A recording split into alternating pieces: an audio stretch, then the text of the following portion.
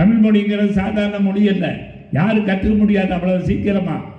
அப்பேற்பட்ட மொழியை நாங்கள் படித்து எல்லாம் பண்ணி யார்கிட்ட பேசுறதுங்கும் போது இல்லை. அப்போ வேலைக்கு உத்தரவாதம் கொடுங்க அப்படின்னா வேலை உத்தரவாதம் கொடுக்க முடியாதுங்கும் போது அண்ணா அதுக்கப்புறம்தான் அந்த போராட்டமே நடக்க ஆரம்பிச்சது. பாராளுமன்றத்தில் போய் பேசுறாரு, வடக்கு வாழ்கிறது தெற்கு தேய்கிறதுன்னு. நேரு அங்கிருந்து இங்கே வர்றாரு, அண்ணா அங்கே வர்றாரு, பாராளுமன்றத்தில் பேசுறாரு, வடக்கு வாழ்கிறது தெற்கு தேய்கிறதுன்னு. இந்தியானா மேடு பள்ளம் இருக்கத்தான் செய்யும், முதல்ல அண்ணாதுரை அதை தெரிஞ்சுக்கணும் அப்படின்னு.